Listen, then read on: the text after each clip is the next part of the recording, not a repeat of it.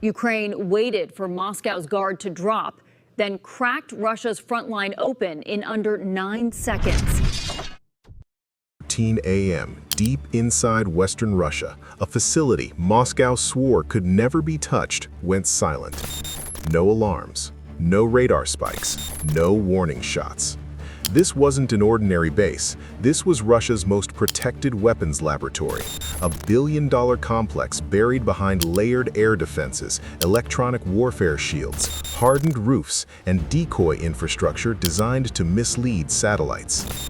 Inside, engineers worked on next-generation missile guidance, drone countermeasures, and classified propulsion systems meant to secure Russia's battlefield future.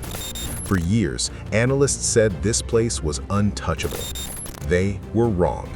The first sign of trouble didn't come from the sky, it came from the data stream. Russian operators noticed brief sensor irregularities, not enough to trigger alerts, just enough to be dismissed as interference. What they didn't know was that Ukrainian reconnaissance drones were already inside Russian airspace, flying below 150 feet, hugging tree lines, rivers, and terrain folds that radar simply couldn't see. Seconds, the second layer collapsed. 2 Ukrainian cruise missiles dropped into a nap-of-the-earth flight profile, skimming under radar coverage Russia believed was sealed. Their targets weren't the lab itself, not yet. They hit power routing nodes and fiber relays, slicing the facility off from external command systems. For 9 seconds, the lab went blind. That window was all Ukraine needed. A long-range strike drone, inexpensive, slow, and modified for penetration, slammed through a maintenance section on the eastern side of the complex. The detonation wasn't massive, it didn't need to be. It ignited a chain reaction inside temperature-controlled research halls packed with volatile materials and prototype components. Fire rolled through the structure. Automatic suppression systems failed, backup generators stalled, internal doors locked out of sequence. Engineers ran for hardened shelters as smoke filled corridors designed to never see daylight. Within minutes, the most advanced weapons lab Russia had was burning from the inside out. Satellite imagery later showed sustained thermal signatures, not a single blast, but systemic destruction. This wasn't a strike meant to scare. It was designed to erase years of research in one night. And right here, quick pause. If this breakdown helps you understand what's really happening beyond the headlines, hit like and subscribe now. Comment where you're watching from. It shows how far these updates are reaching. Because what followed next changed everything. As flames climbed into the night sky, Moscow rushed to control the narrative. Early statements claimed minor damage and no critical loss, but on the ground, emergency convoys told a different story. Scientists were evacuated, military police sealed off entire districts, mobile air defenses were pulled from nearby fronts to protect what was already lost. Ukraine noticed immediately.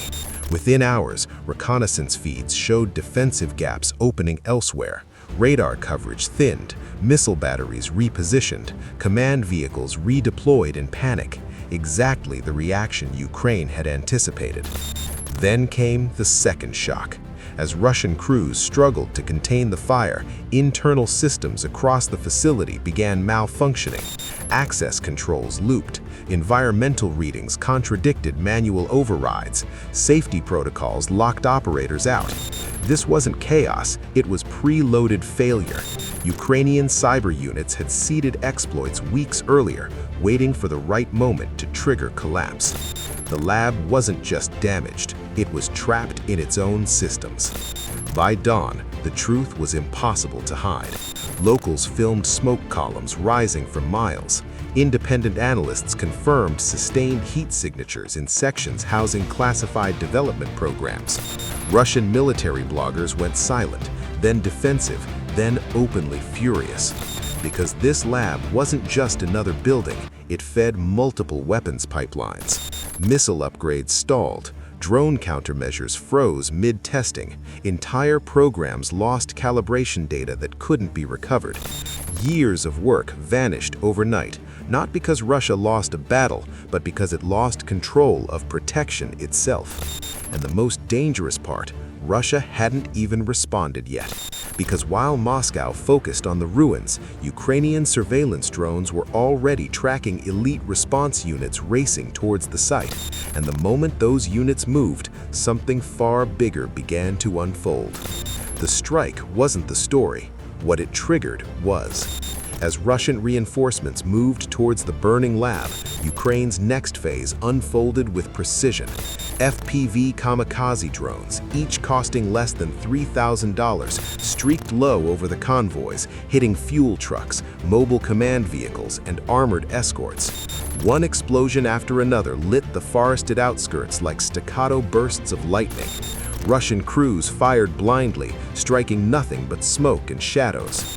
Within minutes, the elite units sent to secure the lab were pinned, delayed, and decimated without even reaching the perimeter.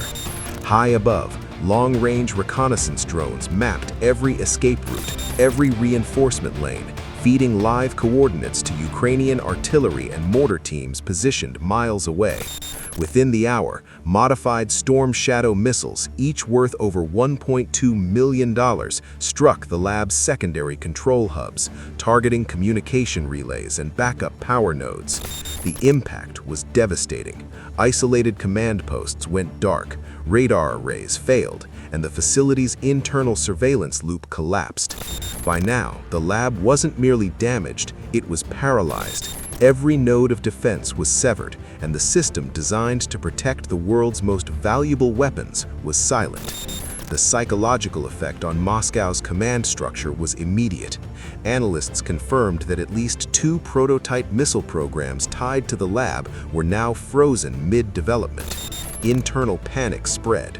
Russian military bloggers, journalists, and even elite Kremlin advisors questioned whether Russia could even replace what was lost. For the first time, a billion-dollar facility had been rendered useless, not by brute force, but by surgical, multi-vector precision. Ukraine didn't stop there. Beyond destroying infrastructure, Ukrainian cyber units triggered previously planted exploits to broadcast internal procurement and research files online. Contracts, testing failures, and classified development logs began leaking into public channels.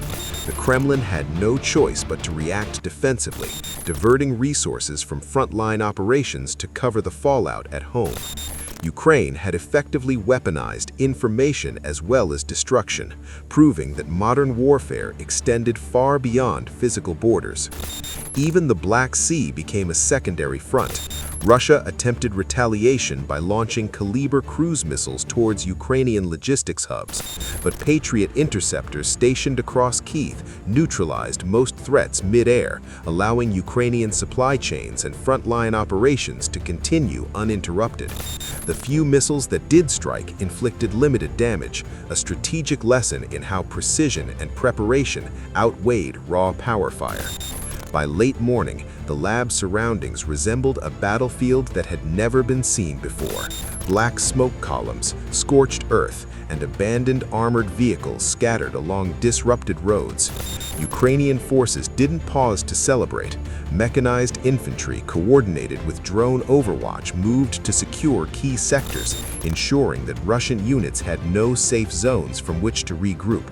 Russian T-90s and BTRs pushed forward, but they moved into pre-mapped kill zones, guided by Ukrainian reconnaissance that had anticipated every maneuver.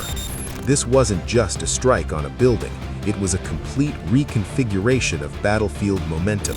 Ukraine dictated the tempo, forcing Russia to react, misallocate resources, and operate under constant uncertainty. Moscow's billion-dollar defenses, once symbols of invulnerability, now lay exposed, and Ukraine's message was unmistakable. Nothing is untouchable, not even your most guarded secrets. Segment. If you're following along, hit like now if this deep analysis clarifies the scale of modern warfare. Subscribe to stay ahead of updates that break past conventional headlines. Comment below. 1 for Ukraine. 2 if you hope for peace. 3 if this news shocks you. As afternoon settled over the lab's vicinity, Moscow's defenses were in full retreat mode, not from a traditional battle, but from a surgical, invisible assault that had rewritten their blueprint for control.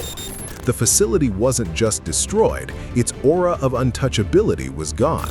And across the digital and physical battlefields, Ukraine had proven it could strike anywhere, land, air, and now deeply inside the heart of Russia's technological defenses. The consequences would ripple far beyond this single operation. Russia would have to rebuild command structures, relocate elite units, and recalibrate programs. Ukraine, meanwhile, had gained not just a tactical victory, but a strategic psychological edge, demonstrating that modern warfare favored those who planned, observed, and struck with surgical precision over brute force. And as the sun dipped below the horizon, the burning lab stood as a stark message: the era of untouchable fortresses is over.